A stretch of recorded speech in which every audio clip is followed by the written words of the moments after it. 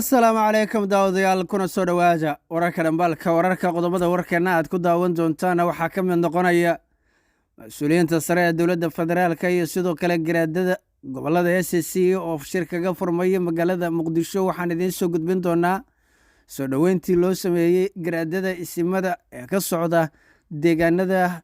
s c iyo sidoo kale qorshaha ay ku soo gaareen magaalada muqdisho. xanaaqa muuse biixi arrintaasi ku aadan iyo sidoo kale tabaha qarsoon ee caawa la diyaarinayo.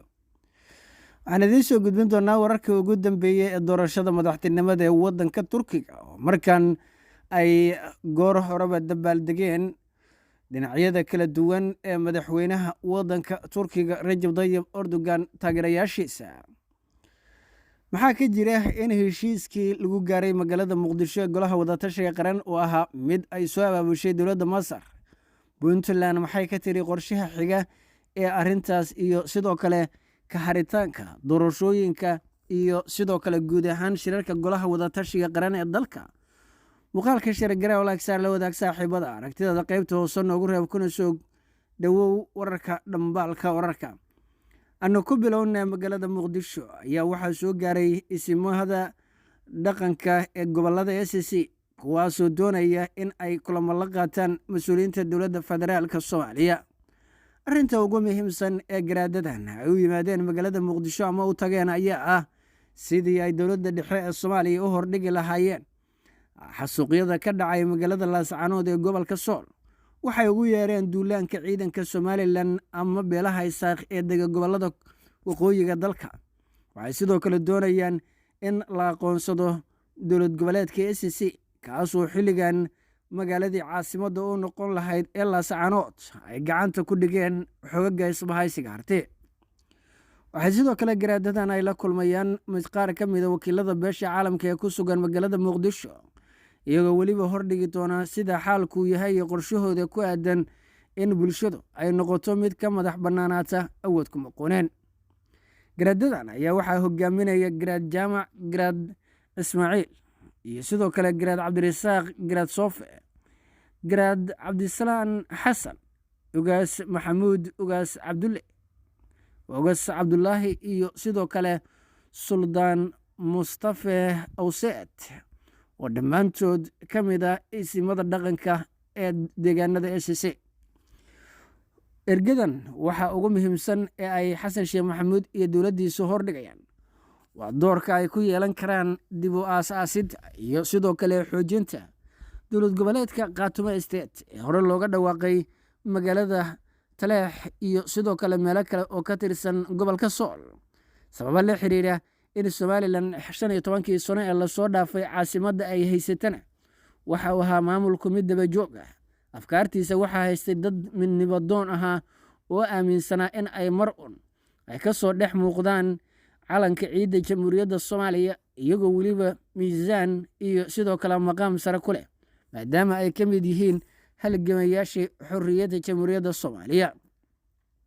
ergadan ayaa waxay la kulmayaan madaxweyne xasan sheekh maxamuud waxaana soo dhoweeyey markii ay garoonka diyaaradaha ka soo degayaan gudoomiye ku-xigeenka golaha aqalka sare ee baarlamaanka soomaaliya, wasiirka wasaaradda arrimaha gudaha federaalka iyo dib u heshiisiinta iyo sidoo kale mas-uuliyiin kale oo ka tirsan golayaasha heer federaal ee dalka. ujeedka ugu muhiimsan ee garaadadan loo soo dhoweeyana waa in la furo wada hadal dib u heshiisiin iyo sidoo kale door muuqda oo ay ka qaataan tabaha ku aadan sidii xal waara loogu soo rogi lahaa deegaanada s c. ra-iisul wasaare ku-xigeenka xukuumadda soomaaliya iyo sidoo kale xubnaha kale ee ka soo jeeda beesha la dagaalamaysa s c ayaan ka soo qaybgelin soo dhoweynta iyadoo weliba la filayo in kulamada dambe ay isku dayaan siyaasiyiinta beesha isaaq in ay kulankaasi garaadada ka soo qayb galaan. inkastoo la xaqiijiyey in garaadadu ay ku gacan sayreen inay la kulmaan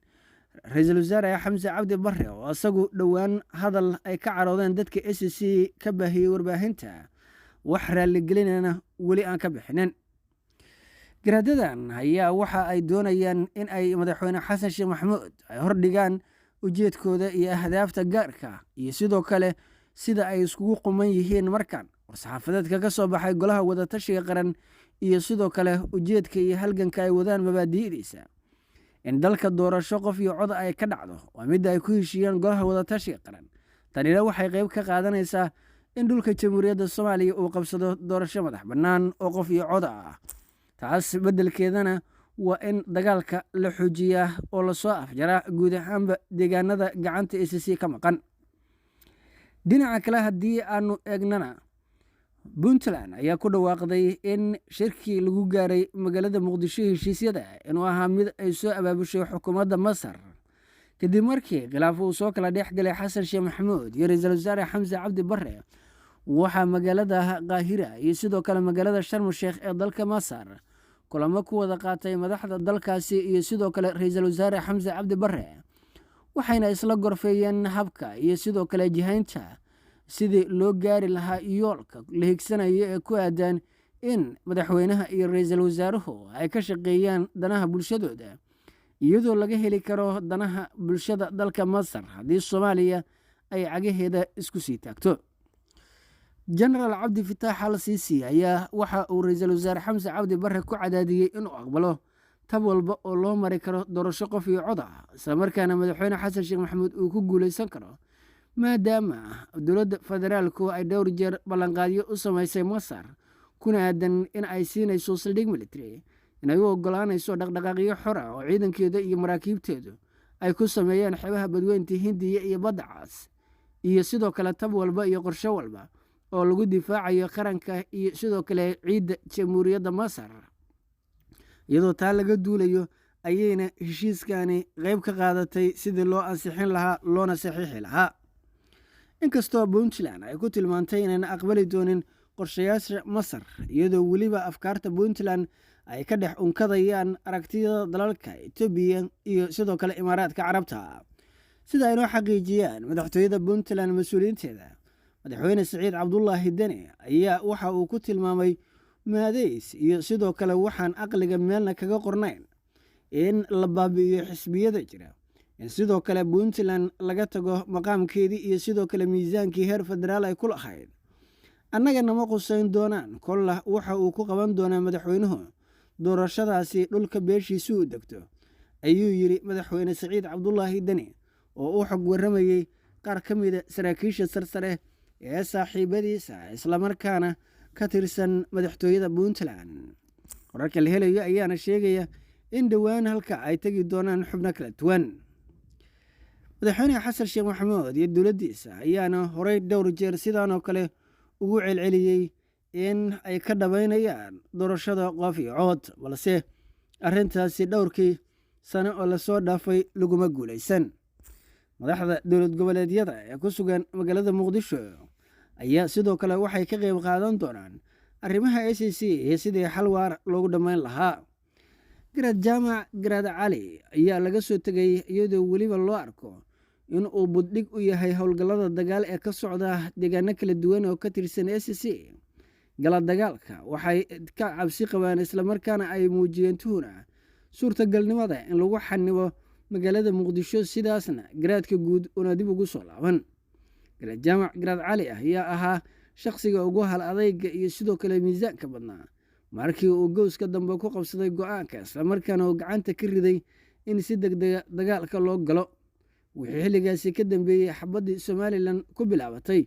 ayaa weli socota, iyadoo weliba dhinacyada laga sugayo in ay si degdega u qabsadaan gooja cadde iyo goobaha kale ee ku hareeraysan. si walbaba ha ahaatee, kulamada caawa ka dhacaya magaalada muqdisho ayaa la filayaa in ay soo saaraan laba arrimood oo ay ka mid yihiin in la caddeeyo mowqafka dowladda federaalka ee ku wajahan dagaalada ka dhacay aagga gobolka sool,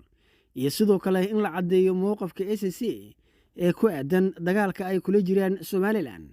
iyo in aynan ayagu duulaan marnaba qaadin balse lagu soo duulo deegaankooda. sidaa daraaddeedna ay tahay in erayga weerarada cidda wadda la aqoonsado.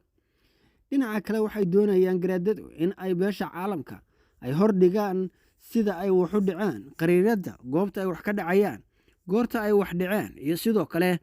iyagu ujeedooyinka ay higsanayaan. beesha caalamku ma garanayso dad qadiyad u dagaalamaya qaabka ay tahay. wax walba oo dagaal ku salaysanna waxay u taqaanaa xasrad iyo sidoo kale qas, balse mabda'a jamhad dagaalamaysa oo doonaysa inay dhul xoraysato ayaa ah mid aan ka gedmaynin beesha caalamka, balse waxa uu ka gedmayaa mowqifkoodu cid walba oo dareensan mabaadi'da wadajirka bulshada Soomaaliyeed iyo sidoo kale aayaha sidii loo gaari lahaa dhulka Jamhuuriyadda Soomaaliya oo mid ah oo ka baxa xaaladaha kala duwan ee ka jira xilligan ciidda Jamhuuriyadda Soomaaliya. Muuqaalka shirgaro like saar la wadaag saaxiibada aragtida qaybta hoose noogu reeb oo ku xirna wararka dhambaalka wararka nabadgelyo.